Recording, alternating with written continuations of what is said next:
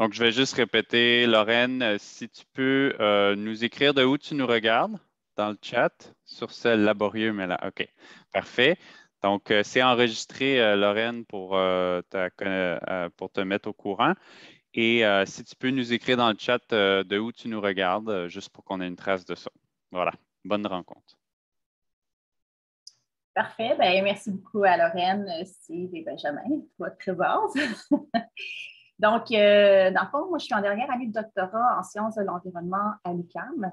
Je travaille en direction avec le sociologue René Audet, qui a la chaire de recherche sur la transition à l'UQAM, puis comme co-directeur, Jonathan Durand-Folco, philosophe et professeur à l'Université Saint-Paul d'Ottawa. Aujourd'hui, je vous présente un chapitre de mes résultats qui porte justement sur une typologie des formes de commoning. Et puis, c'est des résultats préliminaires dans le sens où présentement, je suis en rédaction de mes chapitres résultats, discussions, donc ça risque peut-être d'évoluer un peu, de se raffiner dans les mois à venir, mais grosso modo, c'est là où j'en suis rendue dans mes réflexions. Donc, c'est une recherche qui s'inscrit dans le contexte actuel de multicrises. Donc, on a des crises écologiques, climatiques, démocratiques, sociales, économiques, sanitaires. Puis, c'est des crises qui exigent de transformer de manière profonde la manière dont on répond aujourd'hui aux grandes fonctions sociales. Donc, comment est-ce qu'on s'alimente, comment on réalise notre habitation, le transport, la production d'énergie. Et souvent, on va faire référence au concept de transition sociale et écologique. C'est un terme qui est multiforme, en fait, là, qui va prendre différentes définitions selon qui en parle. Puis ça crée une espèce de continuum où, d'un côté, on peut retrouver des acteurs qui vont qualifier cette transition-là de technocentriste. Donc, c'est une transition qui serait pilotée par l'État, le marché, les entreprises privées, puis qui viserait, en fond, à mettre en place des nouvelles technologies pour réduire l'impact de notre mode de vie actuel. Mais il n'y a pas une remise en cause, une transformation profonde de notre mode de vie occidental. À l'autre extrême, on va retrouver des acteurs qui qualifient davantage cette transition-là de socio-écocentristes. Donc, oui, peut-être que des nouvelles technologies, mais c'est d'abord et avant tout des nouveaux rapports sociaux, des nouveaux modes de vie qui remettent vraiment en question la façon dont on remplit aujourd'hui les grandes fonctions sociales et que ça repose davantage sur la société civile. Donc, moi, ma recherche, elle s'inscrit vraiment dans cette deuxième perspective-là. Pour dresser un portrait un peu à haut niveau, aujourd'hui, comment on répond à nos besoins de manière individuelle ou collective se réalise par trois grandes stratégies. On peut passer par le marché. Donc, c'est-à-dire que pour répondre à mon besoin, je vais aller acheter quelque chose dans une entreprise privée. Donc, par exemple, je vais payer pour aller dans une clinique de santé privée ou payer pour envoyer mes enfants à l'école privée. Je peux aussi passer par l'État. À ce moment-là, je vais passer par les services publics. Donc, je vais, par exemple, aller dans une clinique de santé publique ou envoyer mes enfants à l'école publique. Ou encore, je peux répondre à mes besoins en dehors, au-delà de l'État et du marché, en restant dans la société civile et en contribuant, en participant en fait à un commun. Donc, par exemple, je pourrais devenir membre d'une coopérative de santé et participer à la gestion de cette coop de santé-là pour s'assurer de répondre à mes besoins à moi et de ma communauté. Ou encore, je pourrais me joindre pour l'éducation de mes enfants à un groupe de parents qui font l'école à la maison et qui vont s'auto-organiser. Donc, pour plusieurs penseurs, la source des crises qu'on rencontre aujourd'hui prend ses racines dans le fait qu'aujourd'hui, la manière dont on répond à nos besoins dans la société, et c'est dominé par le marché et par l'entreprise privée. Et que si on veut régler à la source les défis écologiques, les défis sociaux qu'on rencontre, bien, il faudrait que dans nos vies individuelles, dans nos vies collectives, on réponde de plus en plus à nos besoins en passant par les communs, puis en passant en fait à l'extérieur de l'État et du marché. Donc, c'est vraiment l'idée de ma recherche, c'est de voir bien, aujourd'hui, c'est quoi les communs qui existent, à quels besoins ils répondent, puis comment est-ce qu'on peut s'en inspirer pour essayer de voir comment est-ce qu'au niveau à plus grande échelle dans la société, on pourrait baser la société sur la logique des communs. Donc, je me suis intéressée à différentes innovations sociales, différentes initiatives citoyennes qui s'inscrivent dans la logique des communs. Donc, j'ai étudié des monnaies locales alternatives, des bibliothèques d'outils, des coopératives d'habitation, des jardins communautaires, des fermes au BNL. Donc, c'était vraiment assez varié. Puis l'idée, ce qui m'intéressait, c'était de voir quelles sont les pratiques sociales de mise en commun. Quelles sont les pratiques de commoning qu'on va appeler. Donc, le terme de commoning, ça a été popularisé par Peter Linenbaugh, qui va utiliser le commoning pour décrire les gens qui répondent à leurs besoins de subsistance surtout en passant au travers des communs. Puis pour lui, le terme commoning, le fait de mettre l'accent sur le verbe, c'est pour mettre l'emphase sur le fait que ce n'est pas une ressource ou ce n'est pas une chose, un commun, c'est vraiment une activité, c'est un rapport social. Donc pour David Boiler, entre autres, c'est un nouveau paradigme qui vient vraiment transformer les rapports sociaux. Donc il y a quand même beaucoup d'auteurs qui vont s'intéresser à la notion de commoning, mais ce n'est pas encore beaucoup théorisé. Puis, il y a Johannes Euler, qui est un économiste allemand, qui a proposé en 2018 une première théorisation plus officielle du commoning. Qu'est-ce que ça veut dire faire du commoning, participer à un commun? Donc, pour définir faire sa définition, il a utilisé une approche à la fois déductive et inductive, des observations empiriques, il a pris des considérations théoriques, puis il s'est inspiré beaucoup du discours radical allemand. Et il a défini en fait 7 grandes dimensions du commoning. Donc, la première dimension, il dit que le commoning, c'est des activités de reproduisage. Ça veut dire que dans un commun, je peux à la fois être un producteur, donc participer à la production des biens et des services du commun, et à la fois être un utilisateur, donc les utiliser, et à la fois contribuer à la reproduction dans le temps du commun. Ça veut dire prendre soin des gens qui participent au commun, prendre soin de la nature avec laquelle on est inévitablement en interrelation et prendre soin de soi-même au travers de son implication. Donc, ça prend vraiment la possibilité d'avoir ces 3 types d'activités-là pour appeler ça du reproduisage. Ensuite, il explique que le commoning, c'est des activités qui visent d'abord et avant tout à satisfaire des besoins. Donc, on n'est pas dans l'accumulation de profits, dans l'idée d'avoir une croissance infinie. C'est vraiment l'idée de, on a tant de personnes à loger, donc comment est-ce qu'on répond à ce besoin-là précisément. Ensuite, c'est des activités qui doivent être volontaires. Donc, on ne participe pas à un commun parce qu'on y est obligé, parce qu'on est payé ou parce que quelqu'un nous a demandé de le faire. C'est vraiment quelque chose qui doit être sur une base volontaire. Ensuite, c'est des activités qui sont autonomes, c'est-à-dire que le commun, les commoneurs ont la capacité de s'auto-organiser et de ne pas être soumis à des lois externes, par exemple aux lois du marché ou encore à une autorité externe qui serait peut-être celle de l'État. Ensuite, c'est des activités qui ont lieu entre pairs. Donc, c'est l'idée qu'à l'intérieur d'un commun, on essaie le moins possible d'avoir de dynamique de pouvoir, vraiment d'avoir des relations de pair à pair, avoir une gouvernance en horizontalité. Et finalement, il y a le principe d'inclusion. C'est-à-dire que dans un commun, on doit avoir comme principe de vouloir intégrer n'importe quelle personne, mais il faut tenir compte de la capacité de charge du commun. Parce que les communs évoluent dans un contexte qui leur est hostile. Donc, on est dans une société capitaliste où souvent, on est plus habitué de répondre aux lois du marché ou à une autorité, par exemple, de l'État. Donc, quand on intègre de nouvelles personnes dans le commun, il faut juste s'assurer que la personne qui vient avec sa propre histoire ne vient pas changer la nature du commun qui sont les 7 grandes dimensions. Donc, il y a vraiment de tenir compte de la capacité de charge. Et finalement, il y a l'idée que c'est des activités où il va y avoir beaucoup de médiation. C'est-à-dire que les décisions, les conflits vont être gérés au travers les commoneurs et les parties prenantes. Et ce ne sera pas externalisé, par exemple, à une personne externe ou à une autorité externe. Ça doit vraiment être géré entre les personnes. Donc, mon objectif, c'était d'opérationnaliser ces dimensions-là au travers d'un sondage pour valider si effectivement on retrouve ces 7 dimensions-là dans différents cas réels. Puis, le but ultime, c'est de proposer une première typologie des pratiques de commoning à partir du cas théorique de Johannes Euler. Donc, pour réaliser ça, dans le fond, j'ai commencé par constituer un répertoire de 275 projets qui avaient un fort potentiel d'être des communs, puis qui ont été créés depuis la crise financière 2007-2008. Donc, cette date-là, c'était parce que dans la théorie, on dit que quand il y a des crises, c'est des bons moments en fait, pour pouvoir émerger des niches d'innovation. Donc, je trouvais que c'était une belle opportunité. Puis pourquoi le Québec? Bien, j'habite sur le territoire du Québec, puis je voulais faire une recherche, dans le fond, qui serait pertinente en fait pour les communs dans le territoire où j'habite. Donc, j'ai sondé 70 projets qui faisaient partie de ce répertoire-là. Donc, à peu près la moitié en région, à peu près la moitié en ville.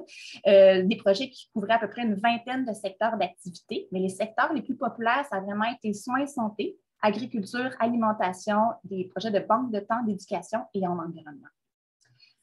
Pour l'analyse des données, j'ai utilisé l'approche française d'analyse des données. Donc, ça a été développé par un mathématicien qui reprochait beaucoup aux sociologues d'être influencés par leurs préjugés de départ là, quand ils sortaient des théories. Donc, lui, il a vraiment développé une approche mathématique qui permet de regrouper sur un plan factoriel, en fait, les personnes qui ont répondu de la même façon et les réponses qu'ils ont données. Ce qui fait en sorte que la typologie que je vais vous présenter aujourd'hui, elle ne sort pas de ma tête. En fond, elle émane directement des données elles-mêmes selon les réponses que les gens ont données au sondage. Pour l'analyse, j'ai utilisé le logiciel DTMV qui est développé par un sociologue français, puis j'ai utilisé la méthode d'enchaînement de Morino.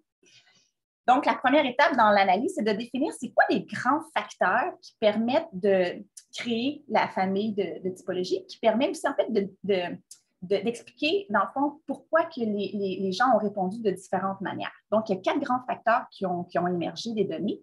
Donc, le premier facteur qui explique la position des projets sur le plan factoriel, c'est l'autonomie par rapport à l'État. Donc, d'un côté de l'axe, j'avais des projets qui étaient très, très encadrés par l'État, au point que c'est même le gouvernement qui allait fixer le prix des services qui étaient offerts par les projets. Donc, c'est des projets très peu autonomes par rapport à l'État. Et de l'autre côté, j'avais au contraire des projets qui étaient très autonomes, dont la stratégie de prix, en fait, allait être gratuite. Donc, on n'avait même pas besoin de déterminer ça allait être combien, c'était gratuit.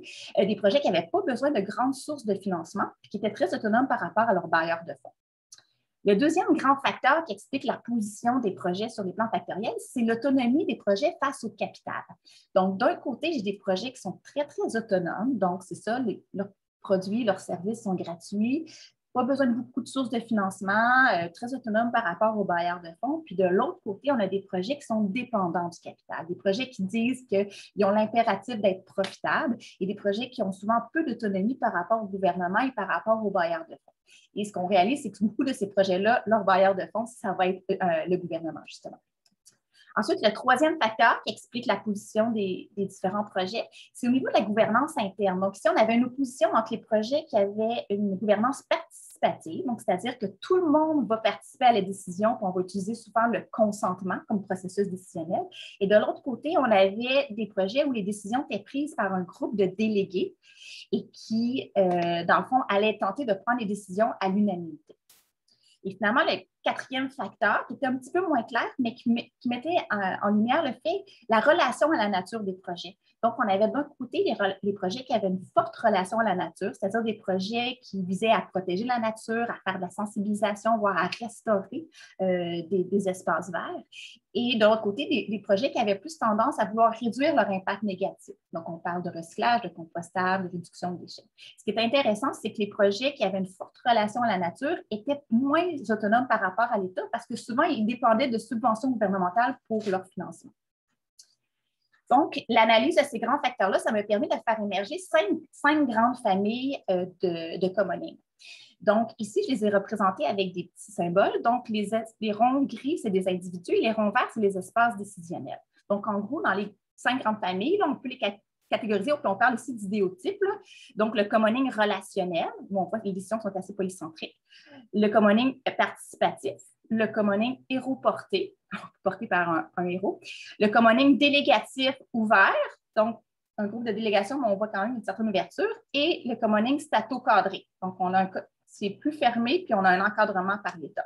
Donc, si on regarde plus en détail, le commoning relationnel, ce qui caractérise cet idéal type-là de commoning, c'est que c'est des projets qui sont très autonomes par rapport à leurs bailleurs de fonds, qui ne sont pas entravés par l'impératif de rentabilité, qui souvent vont avoir une stratégie de prix où tout est gratuit. C'est des projets que c'est facile de quitter ces projets-là. Par contre, ça va être difficile de les utiliser. Souvent parce que ça demande un changement de posture. On n'est plus dans une posture de consommateur, mais vraiment de contributeur. Ça peut se créer une certaine difficulté. Ensuite, c'est des projets où encore, ça va être pour utiliser, il va falloir tenir compte de certaines limites, de limites environnementales, par exemple. Ensuite, c'est des projets qui se considèrent très autonomes par rapport au gouvernement, qui ont un impact très positif sur les participants et dans lesquels on retrouve peu ou pas de dynamique de pouvoir interne et qui ont besoin de peu de sources de financement. Donc, dans ce type de commoning-là, on retrouvait 17 projets, dont un projet d'indépendance autochtone, des projets de communauté intentionnelle, 3 projets de monnaie locale, 3 projets de banque de temps, donc c'est un peu similaire, différent mais similaire, 2 projets d'initiative de transition, puis un projet d'intégration citoyenne de réfugiés. Donc, c'est des projets dans lesquels il y a peu de relations marchandes, peu de salariés, et il y a beaucoup de relations de réciprocité et d'entraide, en fait. Ensuite, le deuxième idéal type de commoning, c'est ce que j'ai appelé le héros porté. Donc, c'est des projets dans lesquels c'est difficile de participer à la production, où les décisions sont souvent prises par les fondateurs et de manière soit ad hoc par une seule personne ou à la majorité plus un. C'est des projets qui ont un impact mitigé sur les participants. Donc, oui, ça a des points positifs, mais c'est souvent stressant, beaucoup de charge mentale. Des fois, ça amène des problèmes de santé physique. C'est des projets qui sont entravés par l'impératif d'être profitables et c'est des projets pour lesquels les répondants trouvaient difficile de quitter le projet parce que souvent, s'ils quittent, il y a le risque que le projet s'effondre et ne survive pas. J'avais 13 projets dans ce type de commoning-là, donc 2 projets culturels. Un projet culturel autochtone, l'autre de musique traditionnelle, un projet de changement social pour les jeunes racialisés, un projet de centre d'apprentissage pour les jeunes marginalisés, donc qui ont des problèmes, par exemple, de bipolarité ou de TDAH, une coopérative de télécommunication, 2 projets agricoles. En fait, les 2 projets agricoles que j'avais se sont retrouvés dans ce type de commoning-là, puis une plateforme numérique open source. Ce qui m'a marqué, moi, en analysant ça, c'est que c'est beaucoup des projets qui s'adressent à des populations marginalisées. Une des hypothèses que j'aurais, c'est que c'est des projets qui non seulement ne sont pas supportés par l'État, il n'y a pas moyen de faire beaucoup d'argent avec eux, puis en plus, c'est peut-être pas sexy pour la communauté, donc ils reçoivent peut-être moins de soutien de la communauté, ce qui fait que ça repose souvent sur des porteurs très engagés, là. Ensuite, troisième... Juste pour te souligner, il était 20, donc peut-être encore quelques minutes, vu que... Oui, je vais finir dans le fond les... OK, parfait. Commoning participatif, donc c'est des projets où il y a des activités mensuelles et hebdomadaires avec la communauté avoisinante. Donc, c'est très ancré dans le territoire où on décide tout le monde ensemble par consentement et il y a beaucoup de relations, de projets de protection, de sensibilisation à la nature. Donc, 11 projets, 3 d'agriculture urbaine, 1 de géothermie communautaire, 2 espaces publics citoyens et une initiative de transition. Ce que j'ai remarqué, c'est beaucoup des projets à saveur environnementale qui adoptent cette pratique-là. Finalement, le commoning délégatif, donc on décide, c'est un groupe de délégués qui va prendre les décisions, mais il y a la volonté de prendre des décisions à consensus ou à l'unanimité. Peu d'autonomie par rapport aux bailleurs de fonds. Il y a une présence de dynamique de pouvoir du fait qu'il y a un groupe de délégués. Des projets beaucoup financés par des subventions puis qui ont peu de liens avec les communautés avoisinantes. Là-dedans, je retrouve 24 projets, dont plusieurs coopératives de santé, des centres culturels et sportifs, des coops d'habitation, coops en télécommunications, des épiceries, beaucoup de coopératives, en fait, dans ce type de commoning-là. Et finalement, le commoning stato-cadré, c'est des prix qui sont fixés par le gouvernement, qui ont peu ou pas d'autonomie par rapport au gouvernement. Souvent, c'est des projets qui ont été initiés par le gouvernement, qui se sentent en compétition avec les entreprises et dans lesquels on va souvent décider à la majorité plus 1 et qui comprennent beaucoup de salariés, donc 30 à 50 salariés. Des exemples, une CPE, une coopérative de soins préhospitaliers et une coopérative de transport. Benjamin, est-ce que j'ai le temps d'expliquer cette dernière slide-là? En fait, sinon, on est 4, puis est-ce que, par exemple, Steve, tu as une rencontre à 2h30? Non, j'ai une rencontre à 3h. Fait que Lorraine, moi, je pense que tu peux prendre le temps de finir, puis on pourra sûrement prendre le temps de prendre des questions. Puis s'il y a quelqu'un qui doit partir, on partira. Donc, prends le temps de finir, là, quant à Parfait. moi. OK, excellent. Donc, ce que j'ai fait, dans le fond, j'ai repris mes facteurs structurants. Donc, le premier, c'était l'autonomie par rapport à l'État. Puis le deuxième facteur structurant, c'est l'autonomie par rapport au capital. Donc, je les ai posés, comme les idéotypes, je les ai placés dans ce diagramme-là. Donc, stato-cadré, vu qu'il est très contrôlé par l'État, je l'ai mis le plus loin possible de la case des communs, très encastré dans l'État. Et je l'ai mis quand même encastré dans le marché parce que c'était celui qui se disait le plus en compétition avec les entreprises. Après ça, le commoning délégatif, vu que c'est souvent des projets qui demandent des grosses infrastructures, on avait beaucoup de coops de santé, télécommunications, donc c'est des coops d'habitation, donc il y a souvent une subvention qui va venir de l'État, donc il y a quand même un bon encastrement dans l'État. Par contre, on sentait moins cette compétition-là avec le marché, mais il y avait quand même, ce qui ressortait beaucoup dans le commoning délégatif, c'est que c'est des projets qui ne sont pas assez financés par l'État, donc pour être capable de subvenir au niveau de la rentabilité, il n'y avait pas le choix de vendre des services. Donc, il y a quand même un certain encastrement dans le marché. Et finalement, Aéroporté, il n'est pas du tout supporté par l'État, pas beaucoup par la communauté, fait qu'il est comme à cheval à essayer de financer ses projets, aller chercher des commandites, essayer d'aller chercher de l'argent, mais pour lui, la rentabilité, c'est vraiment problématique. Et finalement, les 2 projets participatifs puis relationnels, c'était ceux qui étaient le plus extérieurs au marché, c'est-à-dire il n'y a pas vraiment de vente de produits ou services, ou s'il y en a, c'est pas c'est pas problématique. Et ce qui est intéressant, c'est ce qu'on se rend compte que le fait d'être à l'extérieur du marché, on dirait que c'est ça la condition pour venir décentraliser la gouvernance interne des projets. Donc, tous les projets qui sont plus dépendants du capital, on voit qu'il y a une centralisation du pouvoir décisionnel à l'intérieur des projets, tandis que ceux qui sont plus externes, en fait, on voit vraiment une décentralisation.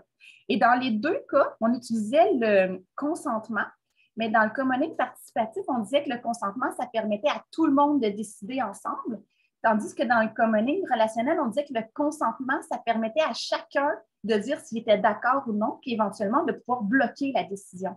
Et dans les deux cas, c'est la même stratégie, mais elle est comme utilisée de manière différente. Et je trouvais ça vraiment intéressant.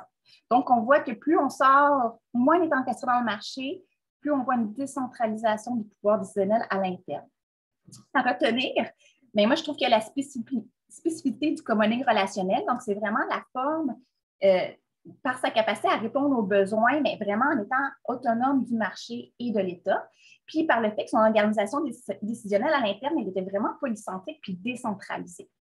Ensuite, deuxième chose à retenir, c'est peut-être la possible fédération des différentes formes de commoning au travers le concept de commun. Donc, ce qu'on se rend compte, c'est que c'est tous des projets qui essayent en fait de trouver quand même des alternatives à la logique qui est simplement marché ou simplement État, mais qui présentement peut-être ne se reconnaissent pas comme faisant partie d'un même mouvement. Donc, il y aurait peut-être la possibilité d'essayer de fédérer en fait ces différents mouvements-là. Puis ce qu'on se rendait compte, c'est que dans le commoning délégatif, on avait beaucoup de coopératives, dans le participatif, on avait beaucoup d'organismes communautaires, dans les mouvements sociaux. Donc, il y aurait peut-être moyen de fédérer les groupes citoyens informels, les mouvements environnementaux, les organismes communautaires, les coopératives.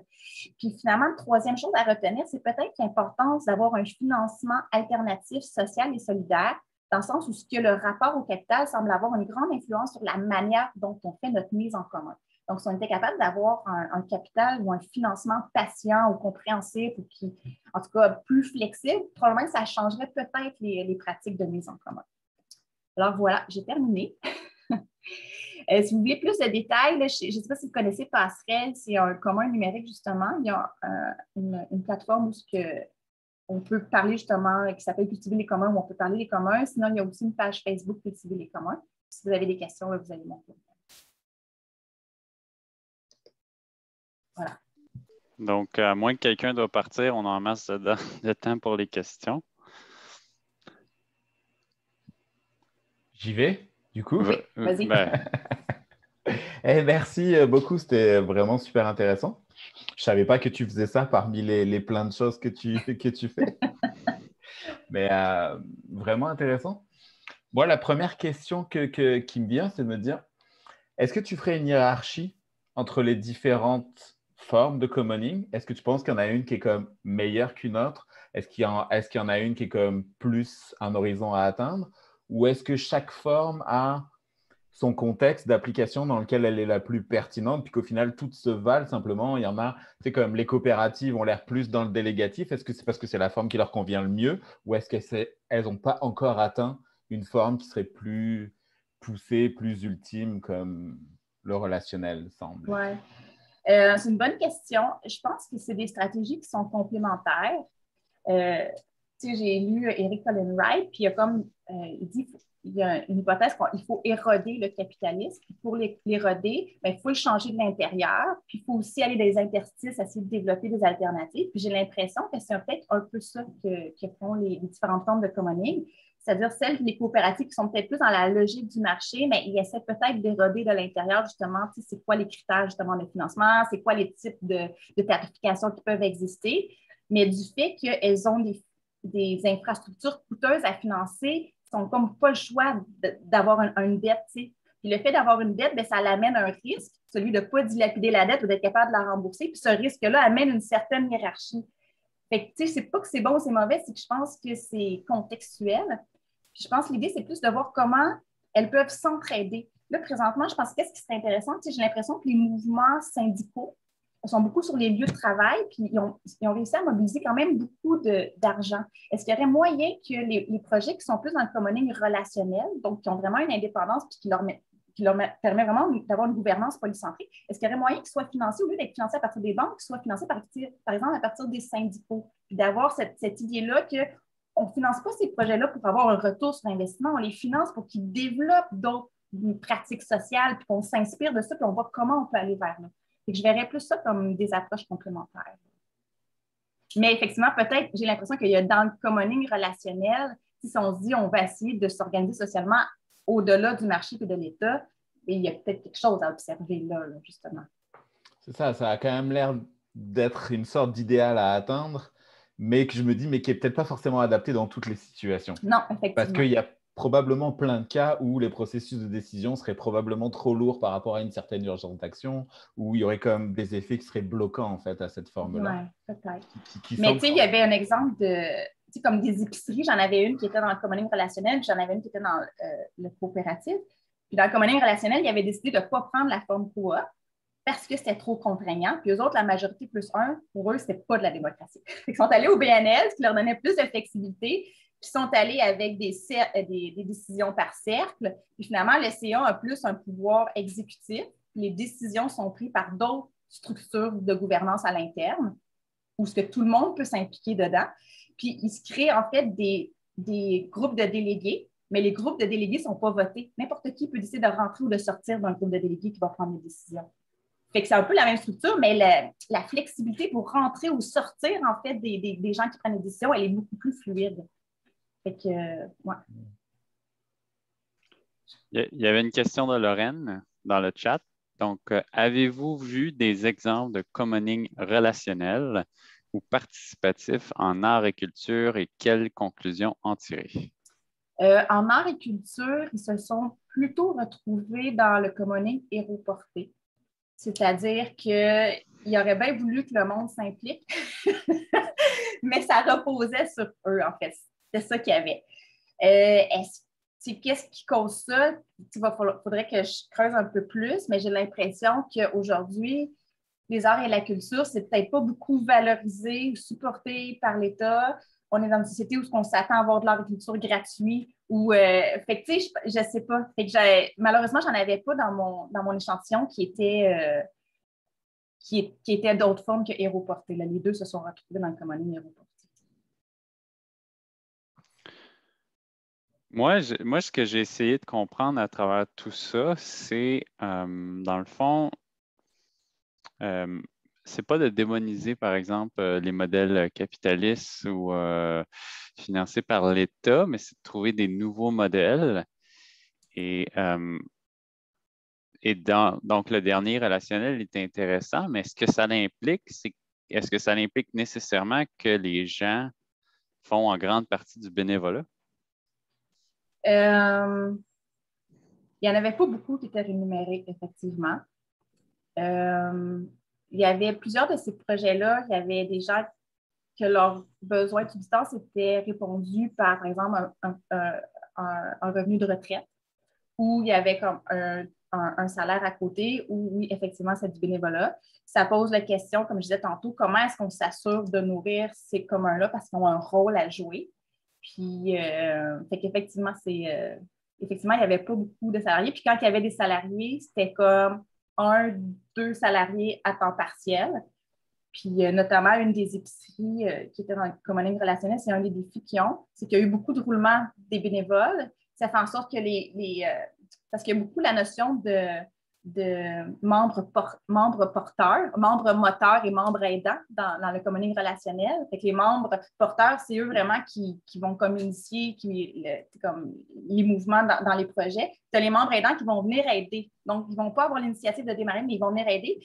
Et ce que j'ai vu dans mes différentes lectures, c'est que tu ne peux pas avoir 14 membres moteurs en même temps. C'est correct, c'est un peu comme un vol d'oiseau. Tu en as comme 2, 3 qui sont en avant, puis comme les aidants qui viennent aider.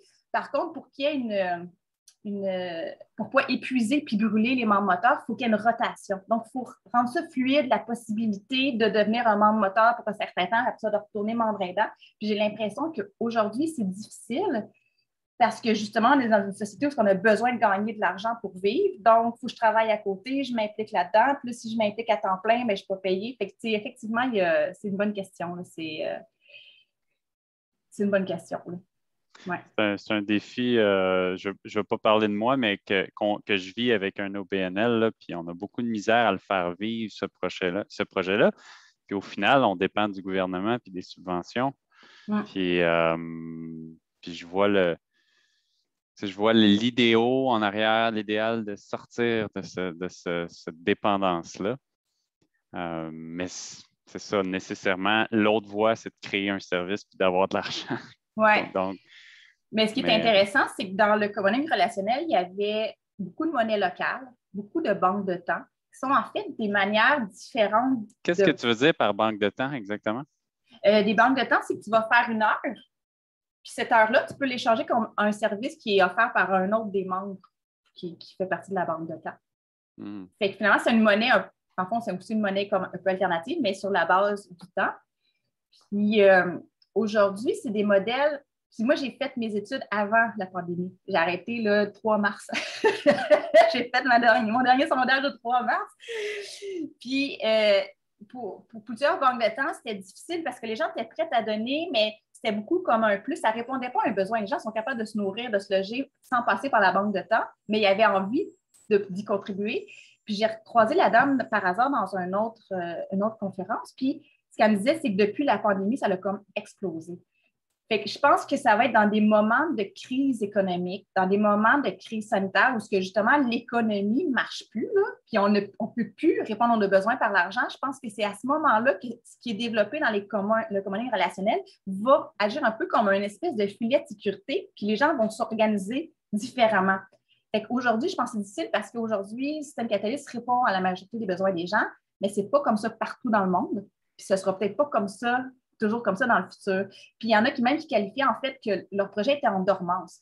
Présentement, il n'y a pas les conditions qui font en sorte que la monnaie locale, elle est utilisable, mais en même temps, on sait que ça peut marcher. Mais la journée où il y a une crise économique, il y a un gros choc, bien, ce sera là. Puis les gens seront capables de le mettre en pratique, de s'auto-organiser différemment. Fait que je le vois vraiment comme une capacité à développer de la résilience pour être capable justement de s'organiser quand le système économique actuel n'est plus là.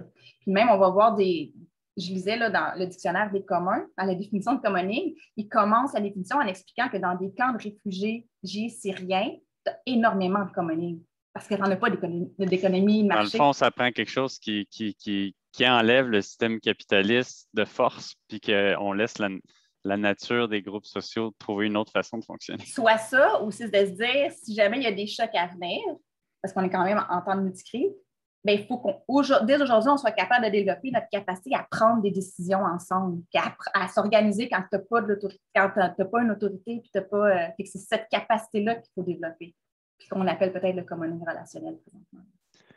J'aurais au moins une autre question, mais je pense que ça ne prendra pas encore beaucoup de temps, là, si ça vous va. Tu as parlé que tu disais les syndicats, ce serait intéressant d'utiliser leur capacité, le fait qu'ils ont beaucoup d'argent à cause de tous leurs membres. Et dans le fond, d'utiliser ça à la place des subventions gouvernementales. Puis tu as aussi parlé que ce serait le fun que toutes les petites initiatives de co-money se fédèrent. Donc, j'ai un peu de la misère avec l'idée de fédération de co-money, mais dans les deux cas, j'ai l'impression que ça revient au même que des subventions gouvernementales. Ça va redevenir une demande de subvention, puis quelqu'un qui décide, puis qu'on attribue de l'argent. Est-ce que c'est pas la même roue? Oui, c'est ça, là, je suis en réflexion, là, puis tu sais, comme ces idées-là viennent d'un article que j'ai lu récemment, où il démontrait comment dans un pays, une ville en Afrique du Sud, puis un autre en Amérique du Sud, j'ai oublié le nom, mais comment il avait fait un lien entre les grèves qui avaient lieu sur les lieux de travail, donc les grèves dans le milieu de la production, combinées à des grèves dans le milieu de la reproduction. Donc, les femmes, les familles, mettons, sur le milieu de travail, ils faisaient une grève dans une entreprise, mettons, qui fait de la pâte à dents. Puis dans la reproduction, dans les villages, toutes les femmes avaient décidé qu'ils n'utilisaient plus les produits de cette entreprise-là. Fait que ça faisait un moyen de pression combiné. Ça faisait en sorte que non seulement l'entreprise a pu produire ces trucs, mais en plus, elle ne peut plus les vendre parce que les gens ne les utilisent plus. Donc, ça met énormément de pression pour exiger des changements, puis exiger, en fait, une transformation des rapports de force et des rapports sociaux. Fait que je pense que c'est de là, en fait, l'idée peut-être de voir comment est-ce qu'on pourrait combiner justement des mouvements sociaux ou des initiatives qui essaient de développer des manières différentes de répondre à nos besoins avec les mouvements des travailleurs qui sont vraiment sur les lieux de production. Donc, vraiment lier les luttes de reproduction avec les luttes de production. Puis l'autre, la fédération, Mais ça vient un peu l'idée que est-ce qu'on serait capable, parce qu'ici, on n'a pas encore vraiment, le mot commun n'est pas encore très populaire, mais il y a plusieurs villes en France. Par exemple, la ville de Barcelone, c'est un gouvernement qui s'est fait élire en se disant on va créer une politique sur les communs. On va les répertorier, on va les observer, on va s'assurer de créer la réglementation qui vont permettre en fait à des communs de prendre en charge certains services publics. Il y en a qui ont eu lieu en Italie, donc les pays en Europe qui ont été peut-être la crise financière a été plus forte. C'est vraiment au niveau municipal une volonté d'utiliser le commun comme un moyen vraiment de venir légaliser et de reconnaître enfin l'importance de ce type de gouvernance-là. Puis ici, on n'a pas ça au Québec encore. Je me disais, est-ce que ça vaudrait la peine justement de réfléchir à une fédération des communs ou à un institut des communs, puis vraiment comme venir faire un contrepoids. On a un institut économique on a l'Institut économique, on a le gouvernement. Est-ce qu'on serait capable de regrouper des activités de la société civile sous un institut des communs? Puis vraiment, comme venir dire, bien, voici qu'est-ce que ça apporte, voici comment ça se définit, voici comment les supporter. Puis quand on les supporte, il ne faut pas non plus les transformer ou les biaiser. Donc, il faut leur laisser une certaine, il ne faut pas leur appliquer la même logique qu'on applique à l'entreprise. C'est un peu dans cette idée-là, mais c'est encore, comme je disais, en formation. Ben, c'est des très bonnes réflexions, je pense. Oui. Donc, avais-tu une autre question, Steve? Oui, j'aurais une dernière petite question, un peu plus méthodologique, mais qui, je pense, a son importance. Sur les facteurs que tu as pris pour faire le classement, sur l'autonomie face à l'État, l'autonomie face au capital, ça me paraît comme assez évident puis naturel. Mais bizarrement, peut-être ma question va te paraître bizarre, mais je ne m'attendais pas à voir le rapport à la nature comme un facteur de classement puis de différenciation entre les communs, dans le sens où oui, la nature, évidemment, toute la théorie des communs, c'est beaucoup construite sur la nature, mais on sait aujourd'hui que les communs, ça peut être, puis tu l'as dit toi-même, ça peut être complètement dématérialisé, ça peut être des communs numériques, ça peut être social. Pourquoi garder le rapport à la nature comme un facteur décisif dans le classement? Oui, c'est une très bonne question. En fait, ce n'est pas moi qui ai décidé c'était quoi les facteurs. C'est vraiment le logiciel, il classe en fait les projets sur des plans factoriels selon les réponses qui ont été données. Puis pour faire ce classement-là, il dit si tout le monde avait répondu de manière aléatoire, ça aurait été comme complètement aléatoire les réponses. Si ce n'est pas aléatoire, puis qu'on voit qu'il y a des gens qui ont tendance à répondre de la même manière, ça veut dire qu'il y a un facteur qui explique pourquoi les gens répondent de cette manière-là. Puis moi, en tant que chercheur, je regarde c'est quoi les variables qui sont placées. Puis j'ai même accès, j'ai choisi des variables actives qui permettent de générer le plan factoriel. Puis mon sondage avait comme 300 autres variables. Les 300 autres variables, je les projette sur le même plan. Ils n'ont pas contribué à la génération, mais ils vont quand même se positionner aux bonnes places. Fait que là, je suis capable de comprendre qu'est-ce qu'il veut dire ce facteur-là. Puis effectivement, moi non plus, je ne m'attendais pas à voir ça, mais d'un côté, j'avais des projets qui faisaient de la sensibilisation, de l'éducation à l'environnement, puis tout ça. Fait que c'est vraiment ressorti. Ce que j'ai trouvé, c'est qui pourrait peut-être expliquer ce facteur-là, c'est un livre de Craig Fortier, Unsettling the Commons, donc décoloniser les communs. Puis il vient faire une grosse distinction entre les communs occidentaux et les communs autochtones. Parce que beaucoup de communs que j'ai nommés, là, des monnaies locales, tout ça, se font sur des territoires ancestraux non cédés. Puis même si des fois, on va aller se mobiliser dans la rue, puis à qui la rue, à nous la rue. Mais il n'y a jamais cette question-là de il appartient à qui le territoire sur lequel la rue est. Puis, qu'est-ce qu'il expliquait, c'est que dans les communs autochtones, le communing est très relationnel, pas seulement relation d'individu à individu, mais d'individu à territoire. Et souvent les communs occidentaux, coloniaux, ont détruit les communs autochtones parce que, par exemple, les Autochtones ils vivaient, il n'y a pas de différence entre eux et le territoire. Là. C'est comme, ils font partie d'un grand tout, en fait. Puis quand on est arrivé avec des pâturages, puis avec, même s'ils sont gérés en commun, les pâturages, bien, ça détruisait, en fait, les forêts qui étaient là initialement. Fait que je pense qu'il y a peut-être, c'est ça, fait que la relation de la nature, je pense qu'il y a dans le commoning, c'est ça, c'est vraiment une posture puis un rapport social qui inclut aussi les besoins de la nature puis qui inclut aussi les besoins du territoire. Fait que ce serait peut-être ça... Mais là, je pense que ça prendrait plus de recherche. Là. Comme, moi, je l'ai vu apparaître, là, mais ça prendrait, je pense, vraiment une étude qui se pencherait sur cette question-là précisément. Là. Mais en tout cas, ça semblait trouver écho là, dans la distinction des communs autochtones et des communs coloniaux. Ouais, c'est une piste intéressante. Ce serait intéressant de pouvoir varier ton échantillon, de voir s'il y a un effet justement qui est lié à l'échantillon, qui était du fait qu'il peut y avoir plein d'initiatives qui ont un objectif très environnemental qui, du coup, vont mettre la nature au cœur puis que ça va faire monter Ouais. ces thèmes-là. Du coup, si je comprends le système d'émergence des thèmes par la méthode, ça peut être Ouais. lié à un échantillon, mais Tout à fait. l'hypothèse que tu donnes est intéressante. Je pense qu'il y a vraiment quelque chose à creuser là. Ouais. Puis même dans l'échantillon que j'avais de 70, le projet de communauté intentionnelle autochtone était vraiment là, mais séparé de toutes les autres, là.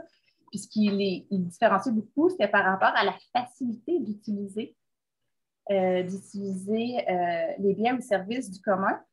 Parce qu'il dit même utiliser, il dit en Innu, ça ne se traduit pas. Il dit, je ne peux pas traduire ça.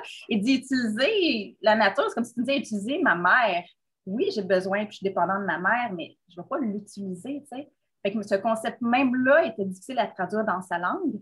Puis il dit utiliser la nature, non, c'est pas facile, on est en changement climatique. Moi, je dois respecter les grands équilibres. Puis présentement, même les animaux, quand on normal chasse, sont plus capables de se reproduire. Fait que j'ai besoin de m'adapter. Puis là, on réfléchit c'est un plan d'autonomie familiale, à développer des serres, ce qui n'était vraiment pas quelque chose. On est un peuple nomade. Mais étant donné que la nature a de la misère à se reproduire, ben, il faut que je m'adapte. Je ne peux pas l'utiliser comme j'utilisais, là.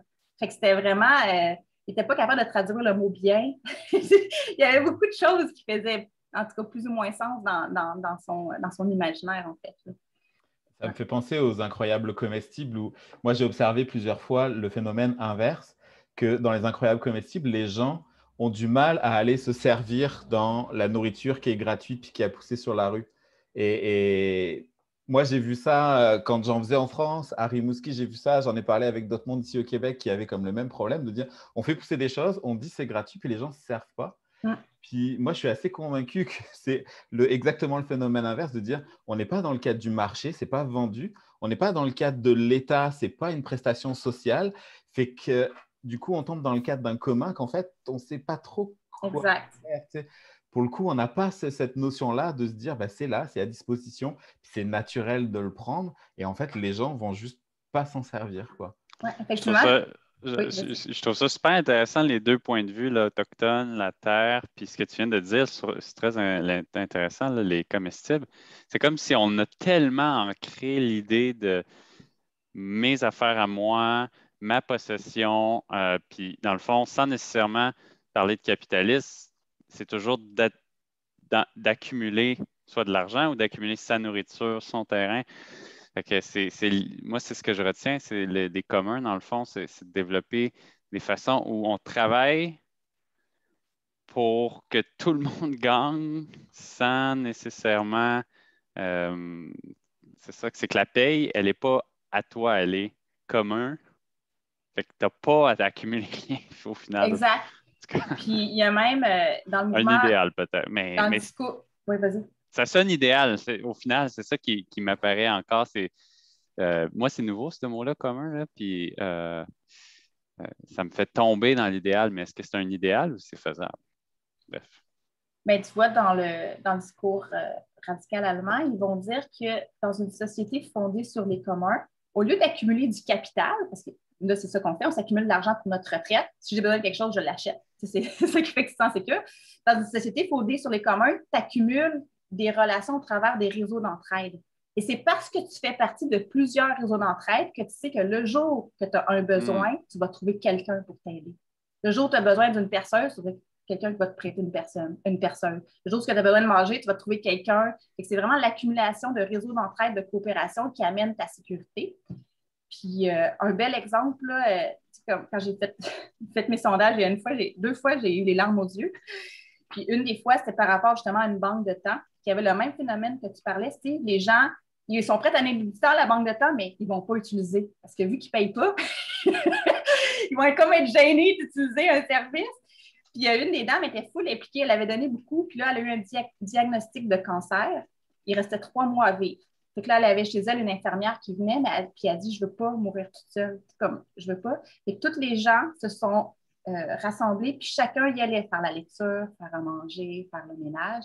Puis les 3 derniers mois de sa vie, elle a eu des gens autour d'elle, mais pas parce que c'était ses amis, sa famille ou qui étaient payés, parce qu'elle faisait partie d'un réseau. Puis je trouve, puis je le dis, là, j'ai encore un genre de boule, mais c'est pas juste idéologique, ça se passe présentement. Ouais. Fait qu'il faut juste comme en prendre conscience. Puis tu sais, Oui, c'est ça. Puis il faut juste voir que ça existe. Et j'ai l'impression que les communautés les plus défavorisées dans le système actuellement sont peut-être celles où ce que ça se passe le plus présentement, mais c'est complètement invisibilisé, là. C'est ça. C'est une super anecdote ou image pour terminer Ouais, la rencontre. ouais, Moi, il faut que j'y aille parce qu'il faut que j'aille ouvrir une autre salle. Et parfait. donc, ça va fermer la rencontre pour vous. Fait que, ben, merci, Marie-Soleil. Moi, Merci pour vos j'ai découvert questions. ces idées-là. Là. Oui, ah là, tu l'utilises là-dessus maintenant. Là. Fait que, ben, au plaisir. Au plaisir à vous.